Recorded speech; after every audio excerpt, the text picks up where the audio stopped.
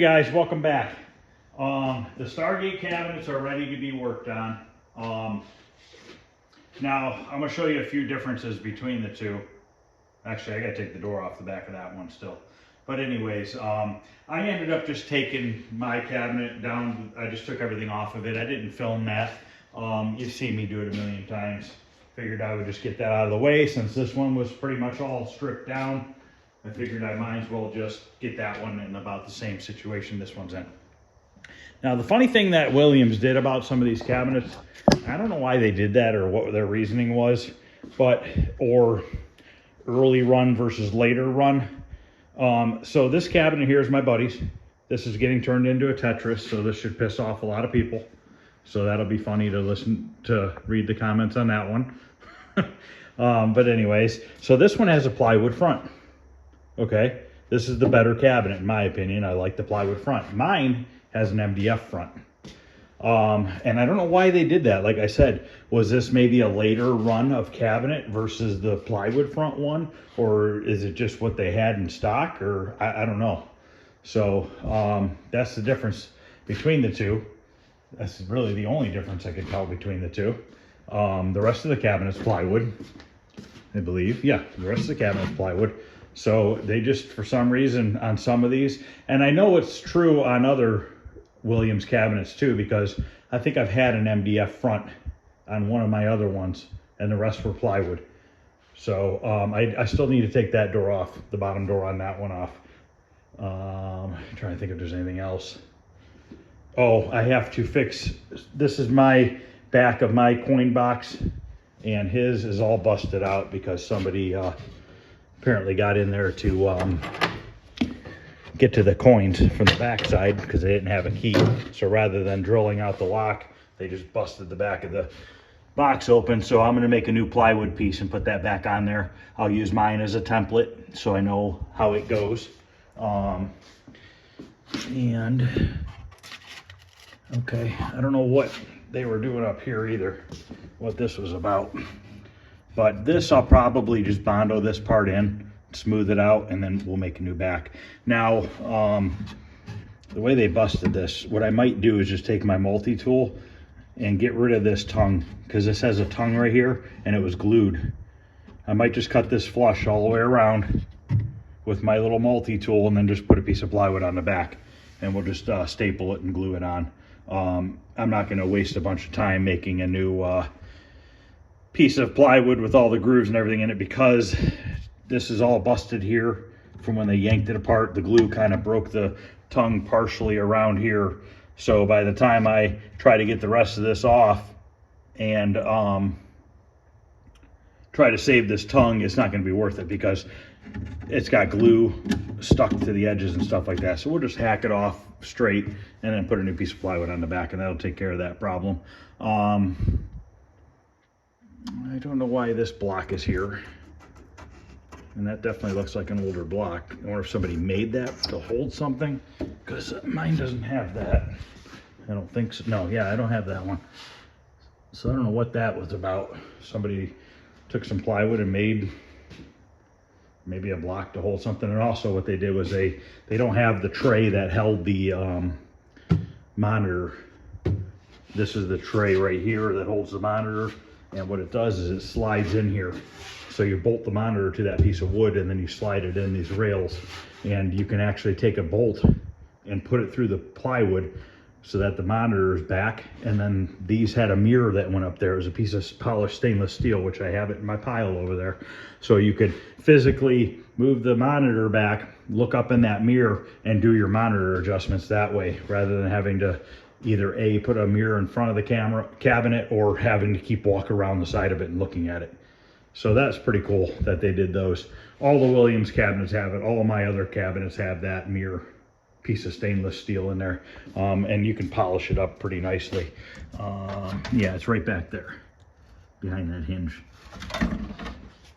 So I think what I want to do is, off camera, I'm going to rip my T-molding off my cabinet real quick. So it's going to be really easy to tell whose cabinet's who, because I have the MDF front, he has the plywood front. So, and the easiest way I could tell is just look at this top edge here.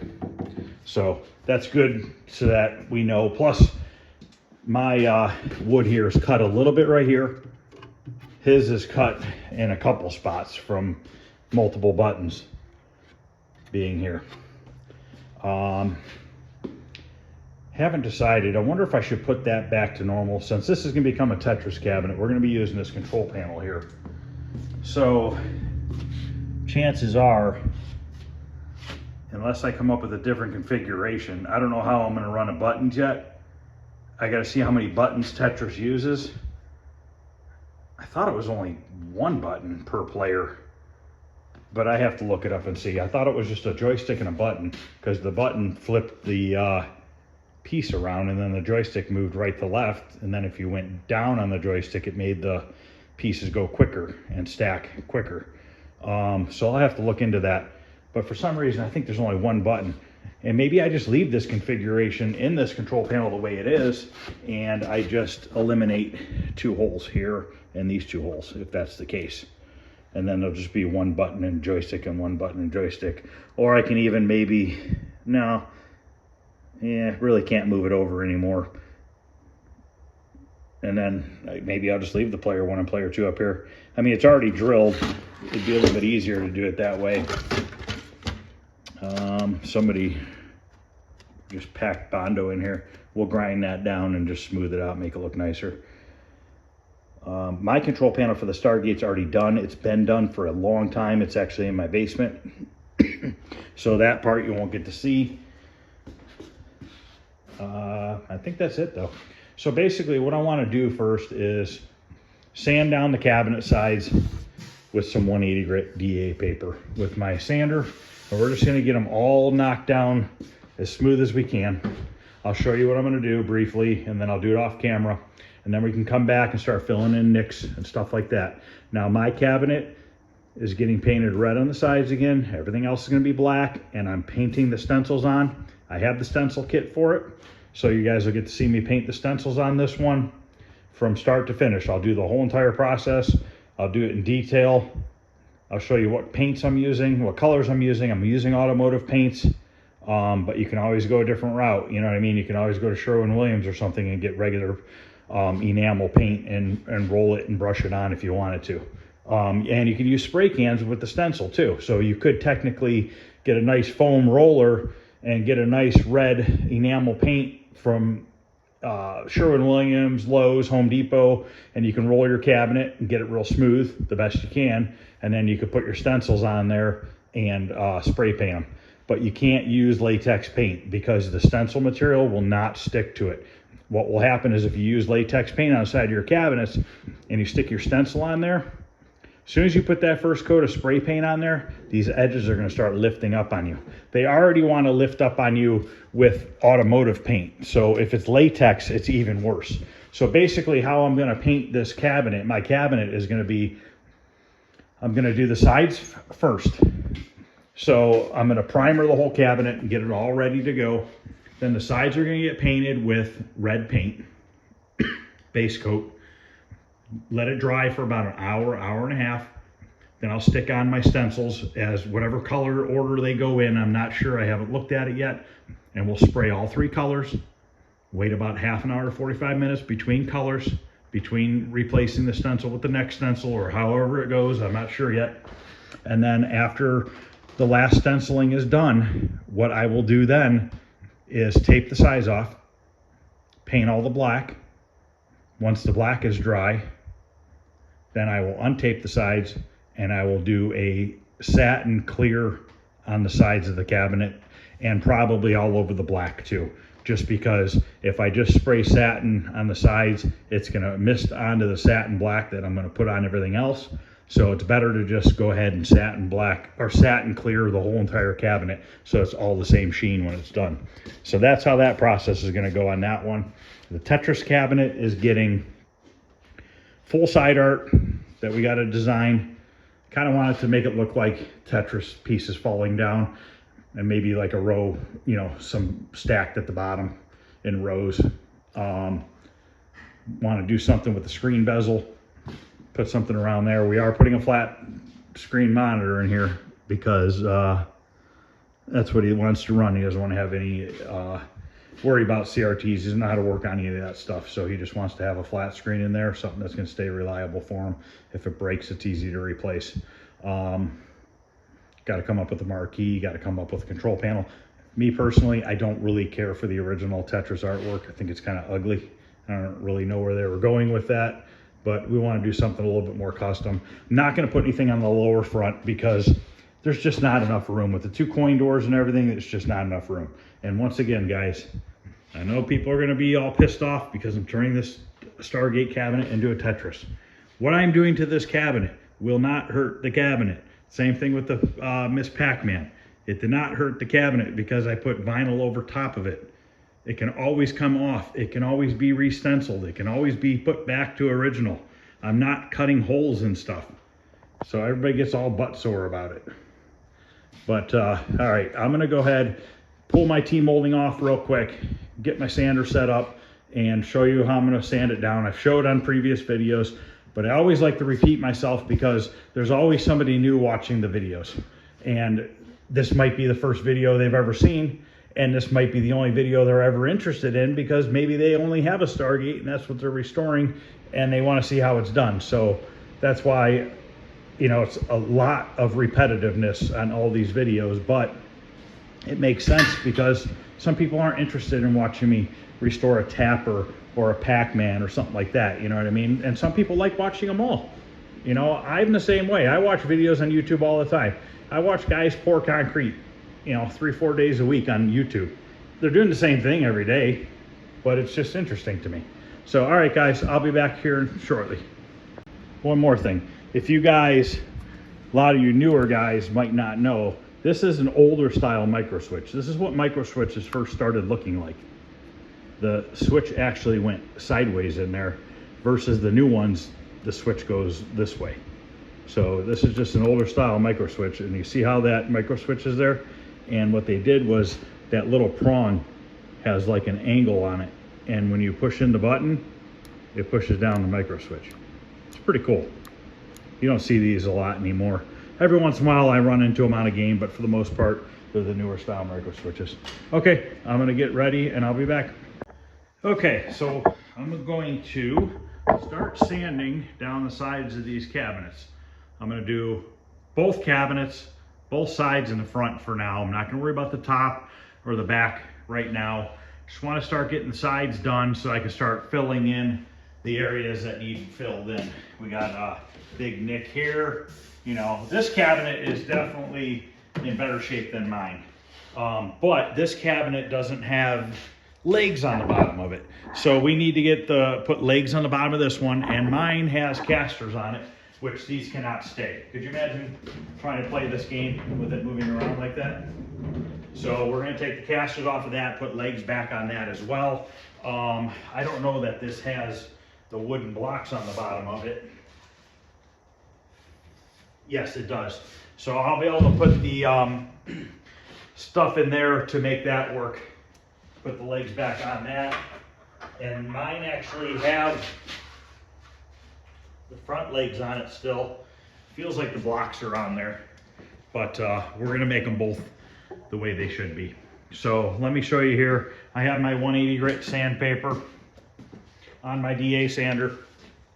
Now when I use this sander, I always keep it flat on the surface.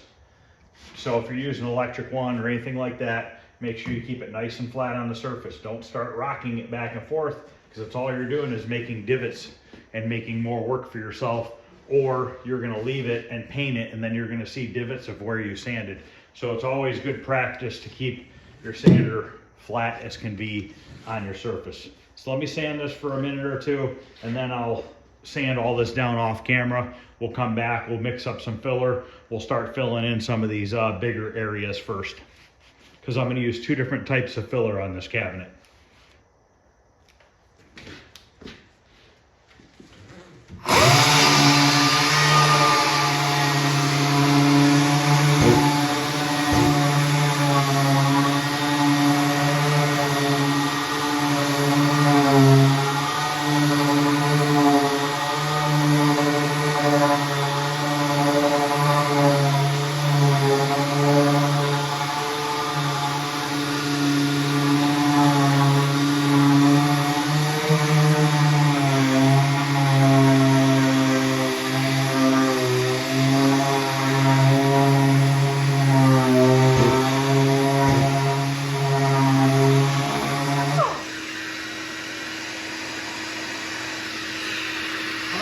piece of 80 grit.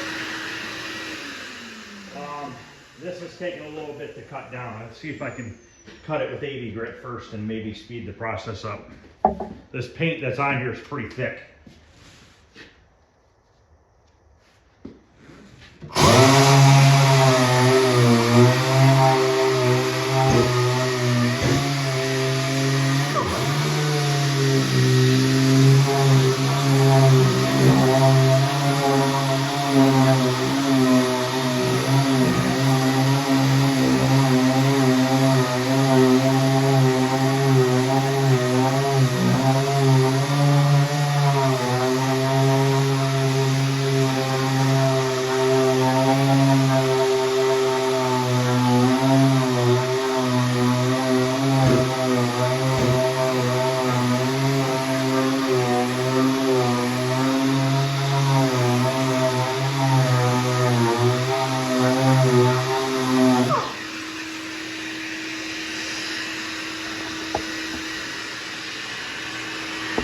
Now, I'm not looking to get all the black paint off the cabinet or all the original paint.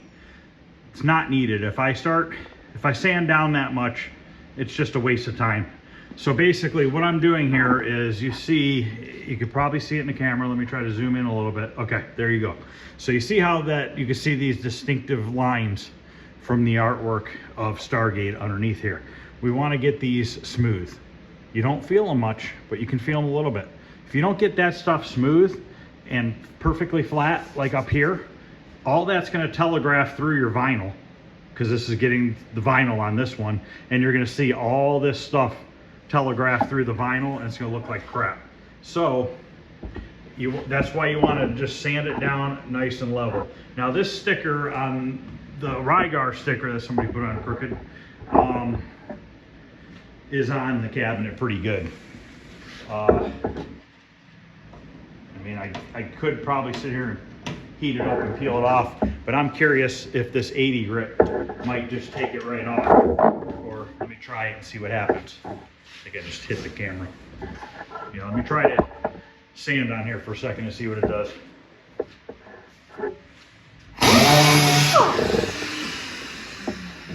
Stupid wheels. I have to hold the cabinet.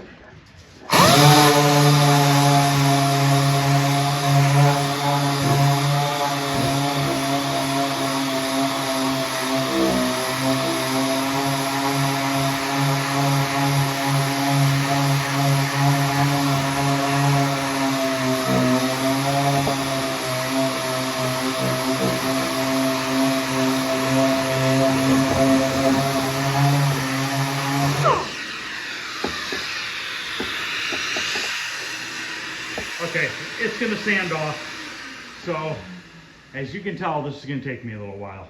So basically, if I can just get these cabinets sanded down tonight and we put the first coat of filler on them, I'll be happy with that. Because I'm not going to videotape this. This is literally going to take me probably a good hour or so to get these sanded down to where I'm happy with them. And then I can blow them off and we can start doing some body filler to them. I'm still going to have to sand the tops, the backs, inside where the monitor goes and stuff like that. My main concern is getting the outer areas done first. Then we'll go on the inside, knock those out, and then we're going to filler prime both of these cabinets with automotive filler primer. Then they'll get sanded down again with 180 and 320. This cabinet will only get one primering and then sanded and painted. The Stargate one will get primered twice. Reason being, this is getting covered with vinyl. That's going to be exposed painted surface. So that needs to be really, really smooth. This needs to be smooth, not super smooth. As long as we don't have divots and indentations in this one, we're fine. The vinyl will cover it, you'll never see it. This one, on the other hand, whatever is visible will stay visible because it's going to be paint and there's no hiding it. So that's the difference between the two. So I'm going to get this sanded down. I'll be back in a little bit. Okay, I have one cabinet completely sanded down, both sides, and I did inside the monitor area. So this isn't looking too bad at all. There's obviously chipping and stuff at the bottom, but it's not too bad. I ended up laying my cabinet outside because those stupid casters kept rolling the cabinet all around while I was trying to paint. And when I laid it on its side, I realized that the bottom of my cabinet is completely screwed up. So, look at this. Completely water damaged and shot. So, what we are going to do with this is, I'm not making a whole new side. I don't really believe in doing that unless I have no choice. This is fixable. How I'm gonna fix this is we're gonna cut it maybe about 4 inches up, straight across the cabinet right here. And we are gonna put in a new piece of 3/4 inch plywood. Should have some in the back shop. So we're gonna get this, we are going to biscuit joint it together. So we're gonna use a biscuit joiner. We're gonna cut grooves into this old plywood and into the new, and we are going to glue it and join it together. And then we'll probably have to run a couple staples through here into the bottom of the cabinet to hold it. Now normally I try not to do seams because they can reappear in the future. The bodywork can shrink and they could reappear. But what we're gonna do with this one, we're gonna do this one a little different. After we butt the two together, we're gonna sand a belly into it, like a groove, okay? And right through the seam. And what that's gonna do is give me area to use short strand fiberglass. And we will fill it with short strand fiberglass. And that'll help bond the two surfaces together. And the short strands of fiberglass going across the joint will also help hold it together and hopefully not shrink back in the future. So unfortunately, both sides are screwed up on this cabinet. I mean, that's unrepairable. There's no way I can fix that with resin and stuff like that. So we're going to have to, this will be the first time I've done one of these kind of repairs. I've done them before, but it's the first time I've ever recorded me doing a repair like this. So it'll be a good, different one. I'm not gonna worry about sanding the other side right now. I'm just gonna concentrate on cutting that out and getting it re-glued up. I'm gonna leave these casters on it for now because once I get this piece glued up and nailed into place, I can actually stand the cabinet up for the day and roll it out of the way, because tomorrow I need to work on a pickup truck bed, getting it ready for another primering. So I think I'm gonna end this video here for tonight, and tomorrow we'll pick back up. We'll get this side cut off, cut it, get the new piece in there, and then we'll probably just do the body work on this side, and then we'll put body filler on both sides and the front and everything that needs to be done on the other cabinet. I like actually fixing stuff like this because most people would rip the whole side off or throw it away. And I don't want to do that. I like to try to save as much of the original cabinet as I can. So hopefully this will show you guys another method of doing it. Now, most people aren't going to have a biscuit joiner. I understand that. I get that. You could do it with wooden dowels too, with a drill bit and wooden dowels. So there's a couple different methods to do it. On this case, we're going to use a biscuit joiner. I have another cabinet that I'll probably use the wooden dowel method on just to show how to do it. So that'll be a different way of doing it, because that just basically requires a regular drill and drill bits and some wooden dowels. So we're getting there. It's just kind of like the start of these cabinets and getting them ready. But we're gonna make them nice. They're both gonna be really nice when they're done. You can see how the legs are supposed to have these wooden blocks, and the front ones are here. Okay, but they're kind of screwed up too. So, actually it's not too bad. Might end up making new blocks because I need to make a new block back here. So what we'll do is we'll make new blocks tomorrow as well. But like I said, I'm gonna leave these on for right now, just so that I can stand it back up and this isn't gonna be rubbing on the floor, because I don't really want to put new casters on it just yet. So I'll have to do the body work with it laying down. So really that's about it. I guess we'll wrap up this video. We'll call this part 1 of the Stargate / Tetris restore. If you guys have any questions or comments, feel free to ask. Other than that, I will see you guys tomorrow. Thanks for watching. Please like, subscribe, share, hit the thumbs up. Any questions or comments, feel free to ask. Other than that, I will see you guys tomorrow.